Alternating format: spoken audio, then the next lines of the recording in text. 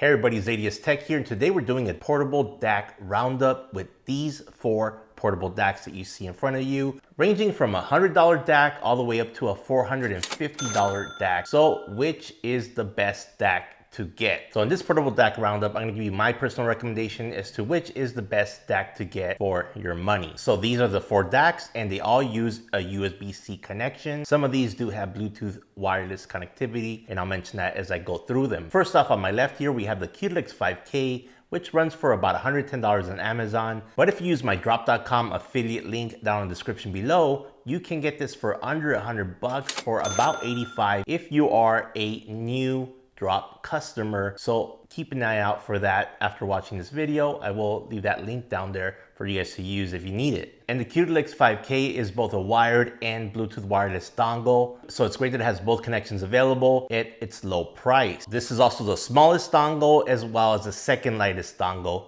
in this roundup. Next up, we have the FiiO BTR7. The nice thing about it is that it supports both wired and Bluetooth wireless, and it has a built-in screen on it, which is really great. It has an integrated battery that you can charge up, and it also supports Qi wireless charging, which is a feature I haven't seen in other DACs that I've come across. And the price of the BTR7 depends on where you buy it from, but right now the lowest price I've seen it is on Amazon for about $130, which is not that much more than the Qudelix 5K. Okay, I have to switch these up a bit because I wanted to sort them from least expensive to most expensive. Okay, now they're ordered correctly by price. So next up, we have the Questyle M15i, and the retail price is about $250, but it's often on sale on Amazon.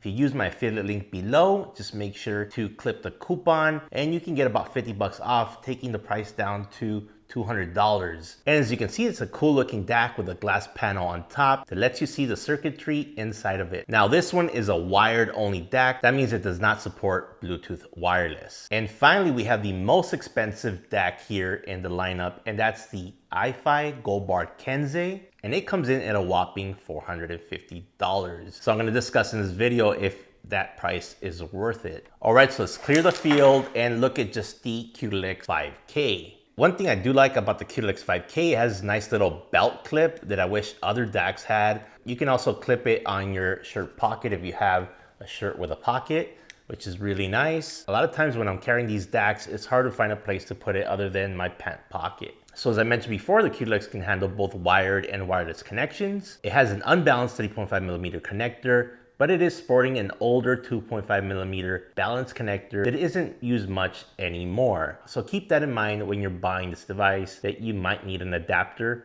for some of your headphones or IEMs, depending on how new or old the IEMs or headphones are, as most headphones now come with a 4.4mm Pentacon connector for balanced connection. First of all, the biggest selling point of the Qudelix 5K is that it has built-in EQ settings that let you customize how this device sounds. Not only that, it has EQ presets from some of the most popular audiophiles out there, like Oratory and Critical, that takes out the guesswork out of setting the proper EQ settings. You can just pick one of their presets and you're pretty much good to go. So one good example of how useful the EQ presets are is that I own these Tin Hi-Fi T2 IEMs, and I've never really quite liked how they sound. They just sounded a bit too bright to me, but I was easily able to go into the app for the Qudelix 5K and change the EQ preset to use Critical's preset for the Tin Hi-Fi T2s, and that made them sound so much better. I was able to actually listen to them now, because before I just put them aside, didn't really listen to these IEMs because I didn't quite like the sound signature, but now I'm able to listen to them and use them now. So that's how great the Qudelix 5K came in handy. And that's the great thing about the Qudelix 5K, is that they have multiple EQ presets from various audiophiles for a variety of IEMs and headphones. I was able to find pretty much all of the headphones and IEMs that I own on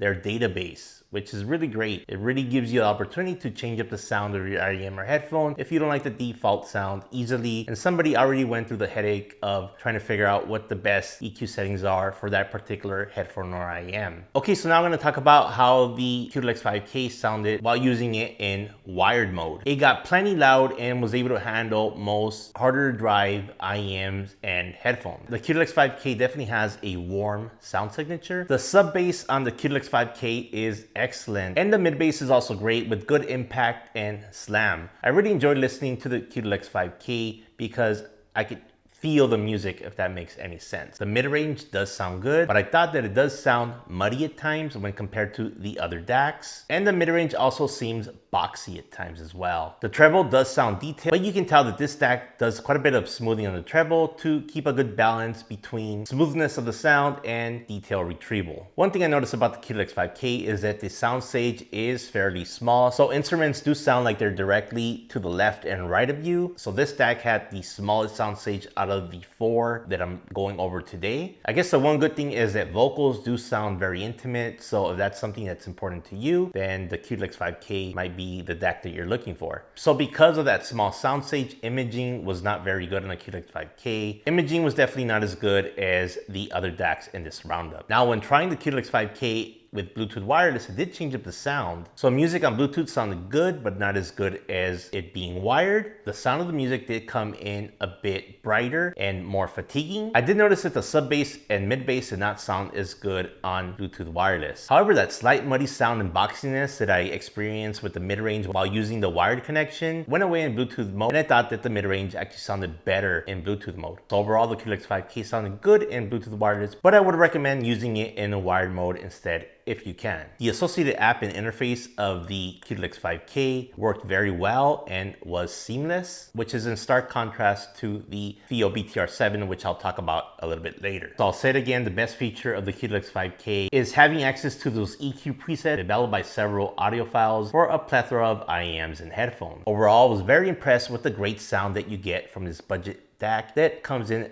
at only about $100. The Qudelix 5K has great value for what you pay for it. Now let's talk about the FiiO BTR7. It can handle both wired and Bluetooth wireless connections as well. It has both a 3.5mm unbalanced as well as a 4.4mm Pentacon balanced connector. So as far as how it sounds using the wired connection, I felt that it had a very natural sounding tonality that leaned on the warm side of things. It had very good sub bass, but the mid bass lacked impact and slam. Highs are rolled off in favor of a smoother sound signature, but I felt that it lacks detail retrieval. The one surprising thing is that the BTR7 has very good soundstage. The soundstage was wide and imaging was also very good because of that wide soundstage. As for Bluetooth, I felt that it had a brighter sounding sound signature than wired. To me, it sounded like it had better detail retrieval with Bluetooth, but was less smooth, causing fatigue over time. And I must admit that I prefer the sound signature of the BTR7 using it on Bluetooth wireless over a wired connection. The BTR7 did a great job of driving harder to drive headphones and IEMs, and it also has lots of great features for the price. But I did have several issues with it, ranging from audio playback to Bluetooth connection issues, and I also felt that configuring the settings using the app was very convoluted. I much preferred the simpler interfaces of the other DACs in this roundup.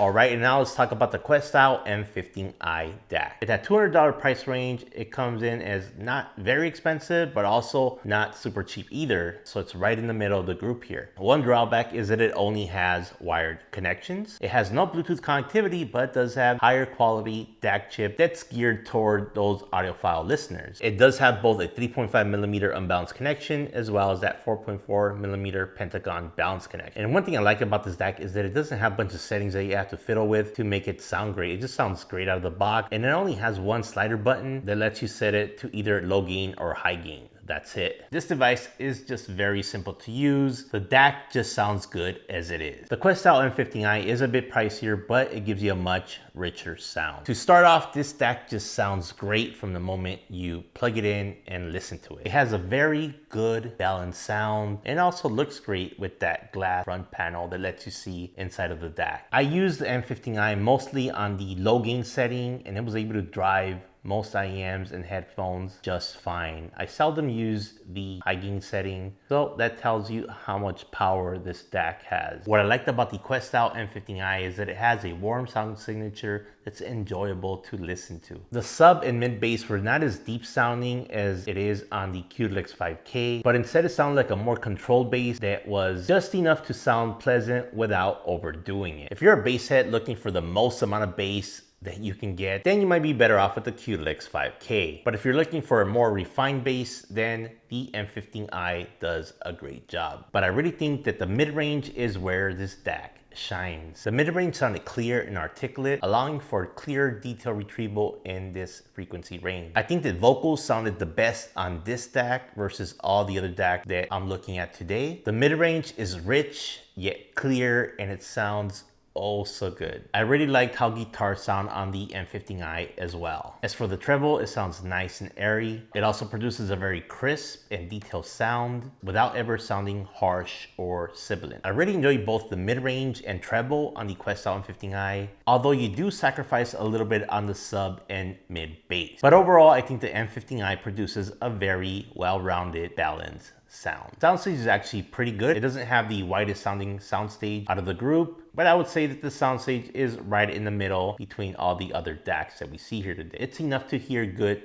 instrument separation in the music. Imaging is very good, as I was able to perceive the location of various instruments within the soundstage. It really provided for a very immersive sound. I definitely got a sense of layering and separation between the vocals and the different instruments playing to the left and right of me. I really like this DAC. It's simple to use, doesn't have a bunch of settings to fiddle with, and it just sounds good out of the box. Best of all, it's not super expensive, although it doesn't have all the bells and whistles that the other DACs have, such as supporting Bluetooth wireless. Now we get to the most expensive DAC, the GO Bar Kensei, coming in at a whopping $450. This is the most expensive DAC in this roundup, and it is double the price of some of the other DACs here. And it doesn't even have Bluetooth connectivity. But what you get with the Kensei is some of the best sound for the money, as well as features that really let you be in control of how your music sounds. If you're listening to a particular music genre and you want your DAC to sound different, no problem with the Kensei. Try one of the 4 included digital filters or the X-Bass and X-Bass features, and there you go, you can custom tailor the sound to your needs. The Kensei comes with both a 3.5mm unbalanced connector as well as a 4.4mm Pentacon balanced connector. It has several LEDs here in the back to let you know the bit rate of the audio beam, as well as whether certain features are turned off or on. It also includes IE match, which helps with high sensitivity IM so that you don't hear that background noise while you're listening to your music. It also has several physical buttons and is extremely well built and durable, with its outer housing made entirely out of metal. I'm going to be providing my sound impressions of the Kensei with the K2HD setting on, as well as a digital filter set to bit perfect, and with the X-Bass and X-Bass features turned off. The Kensei has a fairly neutral tonality, but it does lean a little bit towards the warm side of things. Sub bass and mid bass are excellent. I really like how it extends well into the sub bass, something that's missing from the Questyle M15i. Mid bass sounds great as well and has good impact. The mid range sounds clear and detailed and has a very